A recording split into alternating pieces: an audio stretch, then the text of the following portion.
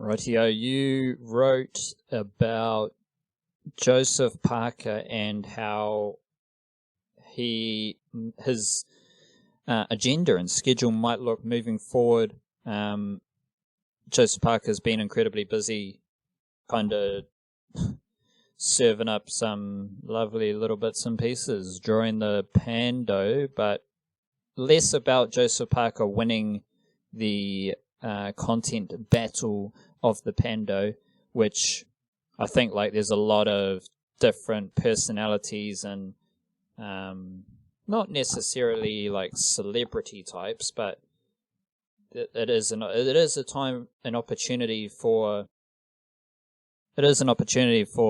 the athletes and artists to just get into making some cool content and boost their profile. So that's what Joseph Parker's been doing. Good for him, getting a bit funky. So less about him winning the pando and more about what Joseph Parker's career moving forward might look like, and why you found a bit of intrigue in Joseph Parker at this stage during the pando and in 2020.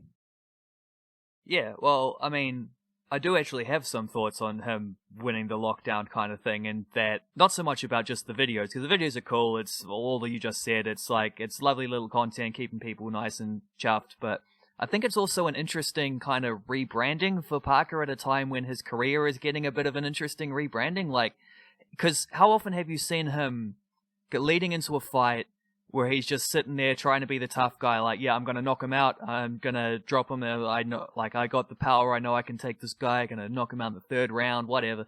Like, it's just the kind, and it almost looks like one of those hostage videos where he's got, like, a guy behind the camera with a gun to his head kind of thing, telling him, you have to say these things, because this is what people do in boxing, they say these kind of things.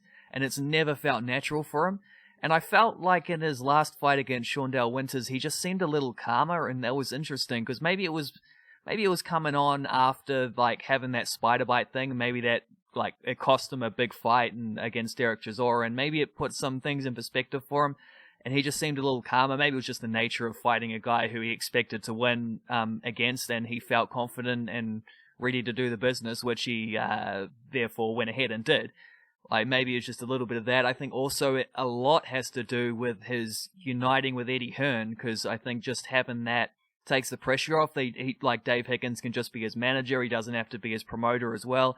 He doesn't have to go out there doing cowboy JUCO antics, and because JUCO was always the underdog battler type of thing in a scene which is, like, when you think about it, like, everyone's got their opinions on how JUCO have operated over the years, but the fact that they were able to get a dude to a world heavyweight title like bout, it's kind of crazy in an industry as mental and almost closed off, really, as boxing is. Like, it is kind of an incredible achievement, really.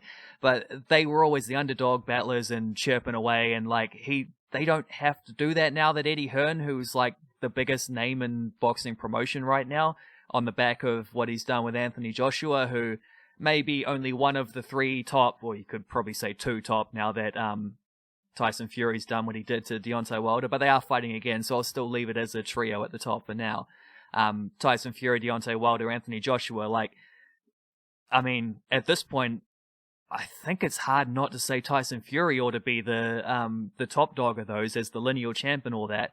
But having said that, Anthony Joshua is clearly the most marketable of them all, and that's a lot to do with Eddie Hearn, so Eddie Hearn being in control of Parker's career now takes the pressure off him. He doesn't have to prove himself in that way. He can at the very least piggyback off the back of, like, future JUCO cards and stuff like that. It was actually kind of interesting. He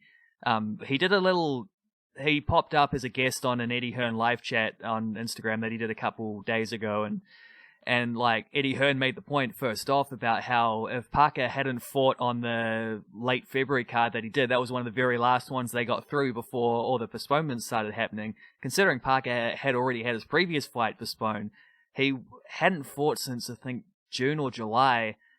He would be looking at something close to, well, probably more than an entire 12-month period, probably up to something like 14 months in between fights otherwise, if he hadn't snuck that one in just under the bell. So a bit of a relief there.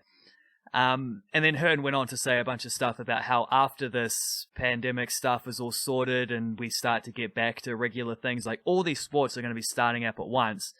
Even sports that wouldn't normally be on at that time of the year are going to be trying to finish their previous seasons or get a jump start on whatever, or like everything's going to be competing. And he said basically if you're not fighting the big fights, you're not going to be relevant at all. So it's absolutely imperative that Parker's next fight has to be a big fight, which is really interesting because it almost comes at a perfect time for Joseph Parker in a funny way. Like he might have been like winning the lockdown out of the ring, but he also stands to potentially be a big winner from lockdown in the ring as well, because his career has been a real bit of a stuttering, confusing thing over the last year, or ever since he lost to Dillian Whyte, who is one of the options for him to fight next, potentially, although White, I think, already has a fight. I forget who he's meant to be fighting, Povetkin, I think. Someone like that. So Parker has just had this extended kind of lull in his career almost, but now everything's just ramping up at speed afterwards, and he's going to be pushed straight into a big fight, which you would have hoped he could. Well, he should have had it last time anyway if he had fought Chisora, if he hadn't been bitten by a spider. And it sort of it gives him just a shot of momentum at a time where he has been lacking that in his career, and it also takes away in a funny way. A lot of people have had fights postponed that they would have otherwise had. Dillian Whyte is one of them. Derek Chisora is meant to be fighting Alexander Usyk. It's another one. Like, whether Anthony Joshua's fight against Kubrat Pulev goes ahead as planned is pretty debatable at this point as well. Like, I think that's meant to be late July or something like that. He normally fights like mid-year and then again in December. He's a 2-fight-a-year type guy, Anthony Joshua. So, like, all these other fighters are having these big disruptions, whereas Joseph Parker managed to sneak in that sort of keep busy fight just before the bell win, and now is going to be, like, just swept up in this tidal wave of everything coming back in all of a hurry, and he's caught up with everyone else if that happens. Like, it's a funny way that he's sort of, like, made up for all that lost time that he had in 2019 all of a sudden. It's just, it's a nice... I mean, we always try to look for the positive angles from these things, but Joseph Parker is a guy who, in a number of ways, is having a pretty good lockdown, to be honest. I just found something, because obviously you're all over Joseph Parker, and I love myself some Junior Fa, to Polynesian Kiwis, among the best heavyweight boxers in the world, both from South Auckland as well. I just Googled Junior Fa's name, and a little story popped up. Do you know a guy, Frank Sanchez? Yeah, because I read the same story in writing about this Joseph Parker thing. Because the Junior Fa matchup is one that's been talked about a lot, and Eddie Hearn pretty much poured cold water on it. But I can come back to that in a sec. Yeah, I have heard of... He's a Cuban guy, yeah. He's a bit of an up-and-coming heavyweight who is fancying himself to rise up the ranks, and I think he's ranked in the top 15 for the WB, one of them. Whichever one it is that Junior Fa is ranked 6th, or is it? I think he's 6th and Joseph Parker's 10th, or something like that. They're both ranked, but it's the one bout where they're both ranked. And, this fella is eyeing up Junior Fa as one of his possible next fights, right? Yeah, it says that, so Joshua's got a challenger, that Alexander Usyk. But the promoter for Frank Sanchez is saying that Joshua might bypass Usyk, vacate the WBA title, and that's when Junior Fa might come into the mix to the context of that is Joshua has, what does he have, 2 or 3 belts? I can't remember, but one of them is the IBF, which he's got a mandatory coming up against Kubrat Pulev. That's why he's fighting that fight. So because he's fighting that, it means it might come to the thing where the other bout says, hold on a second, you've got a mandatory challenger here too, who you're ignoring, so therefore, we're going to tell you either put up or shut up and we'll take the bout off you, and that could mean a vacated bout, which could mean, that's an option for someone like Junior Fa, but also Joseph Parker as well, because he's also ranked by that organization. So do you have any, forecasting thoughts on how 2020 might end up looking for for Joseph Parker? Not necessarily like predictions, but they are kind of predictions. Like how do you see this playing out? Assuming we get to some sort of normalcy, a safe marker might be July or August. What's on the menu for Parker in simple terms, and how do you see him attacking the back end of 2020? Well, I've thought about this over the last 24 hours a lot from Parker and Farr's perspective, the both of them, because I think, like, despite the obvious interest it would have in New Zealand, and Eddie Hearn said this as well, he couldn't even remember Junior Farr's name at the time, but he said that would be a fight that would have a lot of interest in New Zealand, but not really anywhere else, because Junior Farr just hasn't put himself on that same plane yet. So I sort of feel like this is my hesitancy about that as well, is that I think Junior would be skipping a couple steps to go straight to someone like Joseph Parker, whereas he could really solidify himself more by fighting guys like that Sanchez dude, whatever his name is, and like fellow guys in that similar role as sort of like knockout steps towards the next round kind of thing.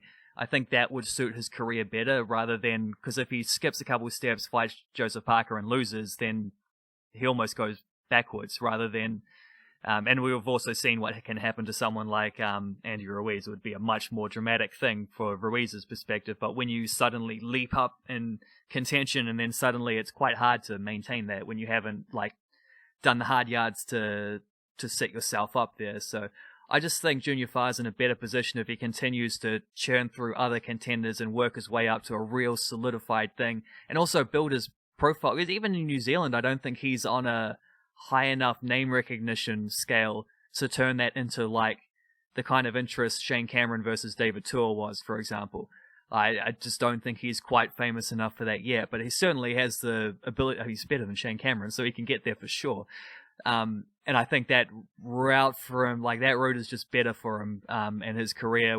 And I think also, like, I mean, Eddie Hearn suggested that if they did a fight like that, it would be interesting for him for one perspective, which is that he could really like push the matchroom thing in New Zealand and Australia and kind of like bring out a matchroom sports arm down this side of the world. But I don't really know that 2020 is going to be the time for expanding business enterprises like that. So that's probably another reason to put that on the back burner. Joseph Parker, I just think that big fight thing is ideal for him, because the worst thing that could have happened is that he couldn't find a guy to fight. He couldn't like come out of that rubble with a big, interesting blockbuster type of fight. I mean, he's not going to get a title shot yet, but he could put himself in contention for one with a good win against someone like, I think Dillian White would be the most interesting, because if he beats Dillian White, he also cancels out one of the 2 losses on his record, which is a big deal as well. So, but yeah, I mean, the where this gets complicated is that I think both of their best case scenarios is in fighting somewhere else. Parker in England, Farr in America, but England and America aren't really places anyone wants to travel right now. So there's a pretty significant possibility that we could find ourselves in a situation where they basically have to fight each other because they're the only 2 top tier heavyweights in this country, and no one else is gonna, like, it might just not be an option with lockdowns and travel bans and closed borders and things like that. It just might not be an option for them to fight anywhere else.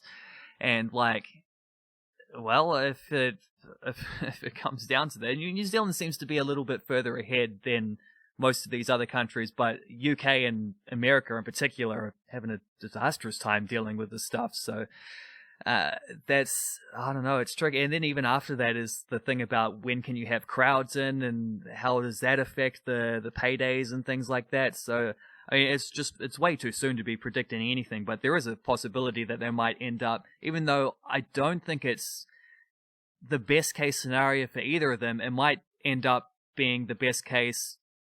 Like, the only feasible scenario is that if they want to fight again in 2020, they might end up having to fight each other, or waiting until like the very end of the year and the whatever rustiness that might ensue from that.